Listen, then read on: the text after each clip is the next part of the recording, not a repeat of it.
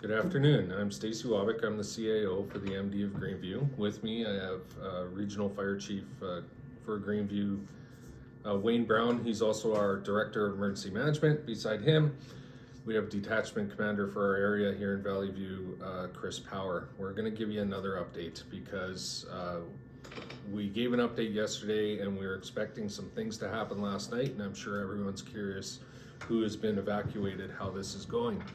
So we'll go through a couple of the other fires and then we'll get around to Valley View because that was the most recent evacuation. The Bald Mountain fire over by Grovedale. Not a lot has happened. We have 3 dozer crews on that fire, forestry does, and that's about 10 to 15 heavy pieces of equipment. Our folks, our deputy fire chiefs, were in the community of Nose Creek and they've completed, last we heard, about 90% of setting up for the structural protection, and those buildings are being sprinklered. And then there's also a helicopter or 2 on this fire that is also doing some bucketing. Fox Creek, Little Smoky, you know what? Yesterday was a big day that we're hoping that not too many bad things were going to happen. The wind was projected to push towards Fox Creek. Everything we're hearing is the lines held. So there's not a lot of change on that fire, so that is great news there. We will say at times in that area there's extreme heavy smoke. The highway remains open, but please everyone driving down Highway 43 in that area, please be careful because it was quite bad yesterday. Over in that area is the Crooked Lake fire. It continues to grow. Forestry continues to monitor it. They flew over it today again, I believe, and late yesterday, and they're monitoring. It is growing, but not towards anything that could put a community at risk. We do have the Wild Hay fires. They're down in the Grand Cache area or closer to Grand Cache. There's 2 fires.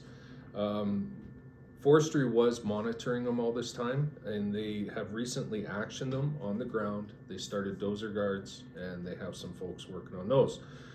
They're not a threat to a community at this time. So the big one we were really worried about yesterday was Sturgeon Lake Complex with the Little Pasquasca fire as well. These 2 fires joined. We were expecting winds, north winds at about midnight to potentially push this fire closer to rural area of Valley View and the town of Valley View, which that's why the evacuation happened. Fortunately, the strong winds didn't come like we were predicting, and we would describe this fire as burning aggressively but not really moving a whole bunch. And the reason I say burning aggressively is it seems to be really burning the fuel that's available within its borders right now. And so it's flaring up and down, but we're not seeing a ton of movement on it. So that is great news. Greenview took some action yesterday, and we built about 6 kilometers of fire guards that are between the fire and the town of Valley View and a lot of our rural residents around Valley View. This was done through Greenview in conjunction with forestry and local contractors and on local private farmland. We've worked with local farmers. They've been great in giving access to their land and also assisting us in making sure there's black dirt where we can get it. By tonight, we're going to add to that 6 kilometers and have a total of 11 to 12 kilometers done in fire guards. So that's good news. And in addition, forestry has 2 Chinook helicopters coming to town. And we hope that they're going to be in service by tomorrow, and they drop an absolute ton of water at a time. So we're looking forward to those extra resources. That's all I got for you guys right now. I don't know if Fire Chief Wayne Brown has anything to add, but we'll go to him and then on to Commander Powell. Yeah, thanks. Power, sorry. Thanks very much.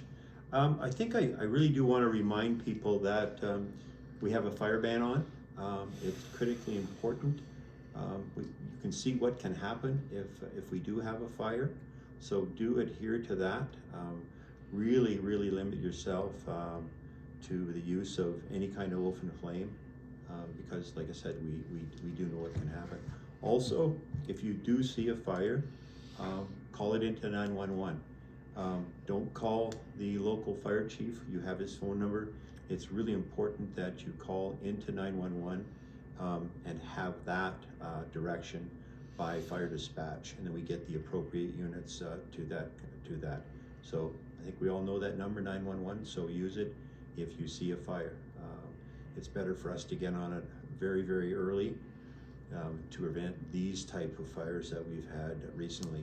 I want to mention as well that the forestry fire camp that is at the DeBolt Airport is growing by the day.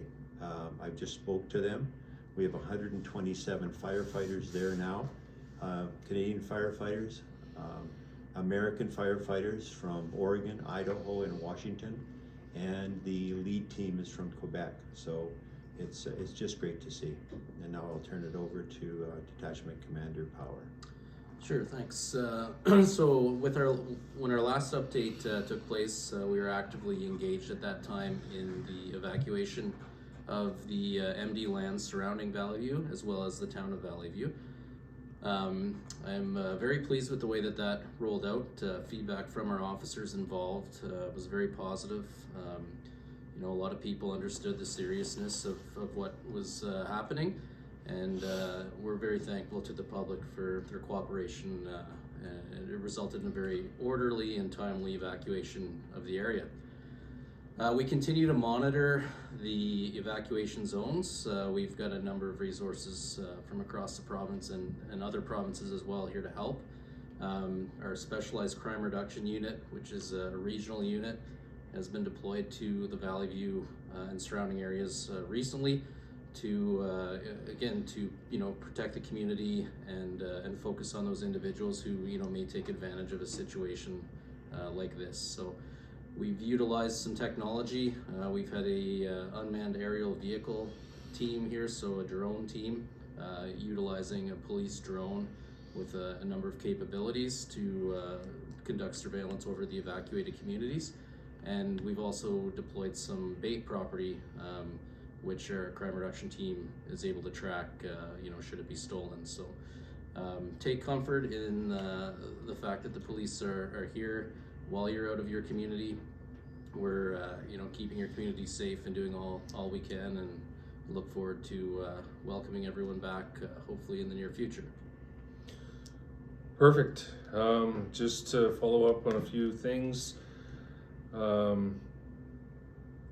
as Chief Brown said, 911, please use it. Actually, we have a great example yesterday where we got on a fire just outside of DeBolt along Highway 43 very quickly.